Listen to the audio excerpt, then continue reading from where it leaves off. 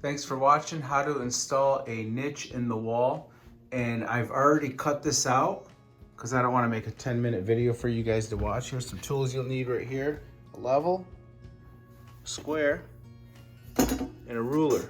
I think that's called a square. I'm not 100% sure. I'm not that educated. I know how to do stuff, but I don't know what the hell stuff's called. So what I did is I put this on the wall. I put my level on it, and then I marked it. So then I got it straight. So if you got your level, you'll have a perfect straight line, left and right. So I did that already. I marked it and I cut it out. Oscillating tool. This thing is amazing. If you don't have one, go buy one. If you're a handyman, you're gonna love this freaking thing. It cut it like butter. After I marked it, I just went and cut around. It cut it like it was nothing. Obviously, I got these wires in my way. You might come up with the same problem. That receptacle on this side. I got those wires moved in a junction box. Pretty much you're just making an extension to the other side. And that's all gone. I'm also gonna put a receptacle in here that's gonna control the LED lights all the way through this area. So I got all my wires hidden. Support with 2x4s in here. What I'm doing is putting the 2x4 like that, but having it leveled, screwing it in, and then the drywall goes on top. And then I'm gonna put some corner flashing on right here. Goes on with some drywall compound. That'll corner it off right here so it has strength. If somebody bumps it or something with a corner, that'll be on there. So you'll see that in the videos.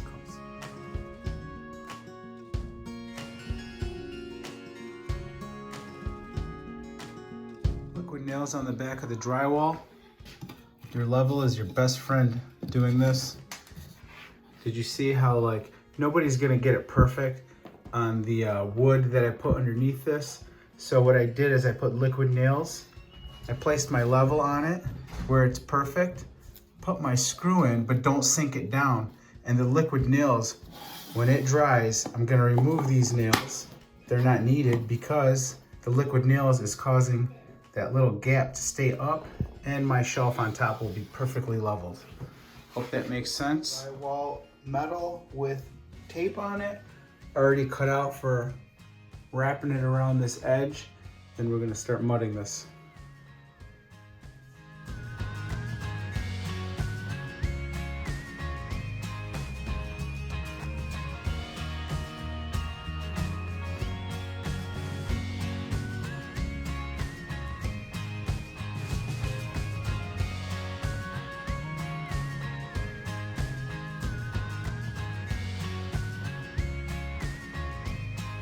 Got the first coat on here. Gonna have a real nice niche for this bathroom to put all kinds of stuff on that was just dead space. So if you could do this, I really recommend it. Sanding sponge here. I sanded it all down one time and recoated it another time. So that's the second run.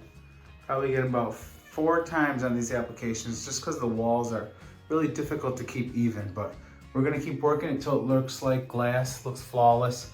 You won't be able to tell any work was done. All you see is a perfect shelf.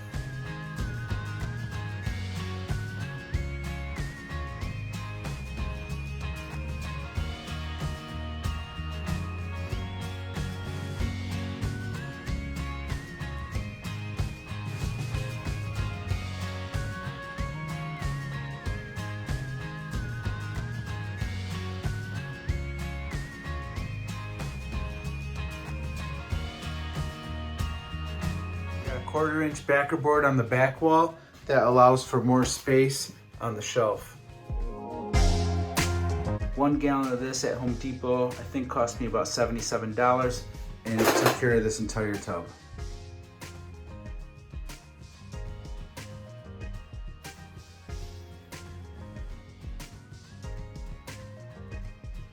Thanks for watching how to red guard a shower tub. Just try to get to it as quick as I can for you guys. And what I do is I usually take a brush like this, and what I'll do is I'll open up the red guard, pink stuff. You can mix it. If it doesn't look like that, you can mix the heck out of it.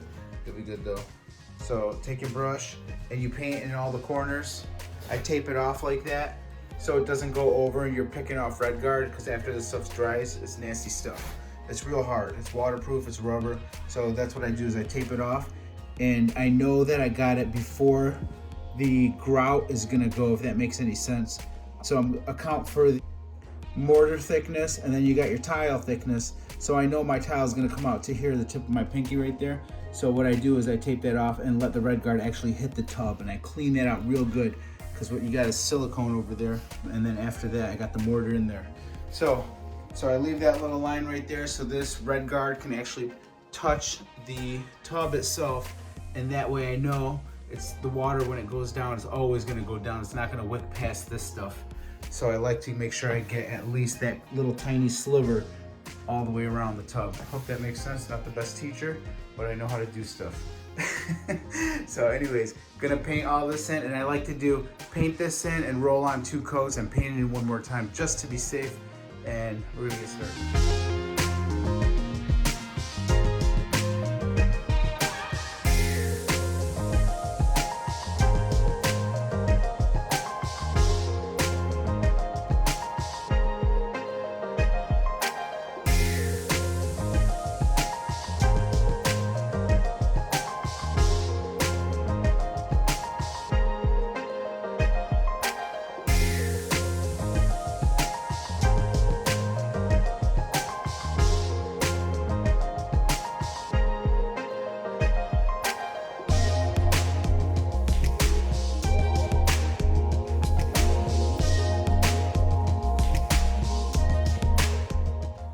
Alright, that's how I RedGard a shower. Pretty sure I do it right. Done about 100 of these, had no issues, no leaks, nothing like that. Thanks for watching. A lot of people don't know how much time goes into making one of these videos, so all I ask is give me a thumbs up. Thanks for watching, and that's how you RedGard.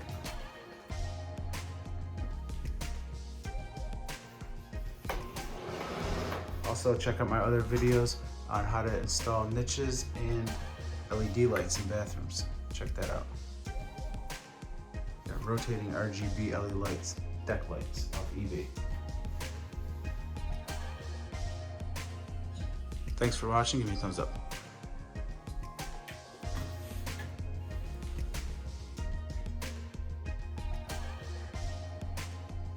If some people want to know why I haven't tiled that, it's because I need to make sure that when I tile this, all my tiles are level, and I have aluminum going around this. So it goes into the tiling. Reason why I'm not doing that. I am gonna RedGard that before I finish the shower. 1 gallon of this at Home Depot, I think cost me about $77, and it took care of this entire tub.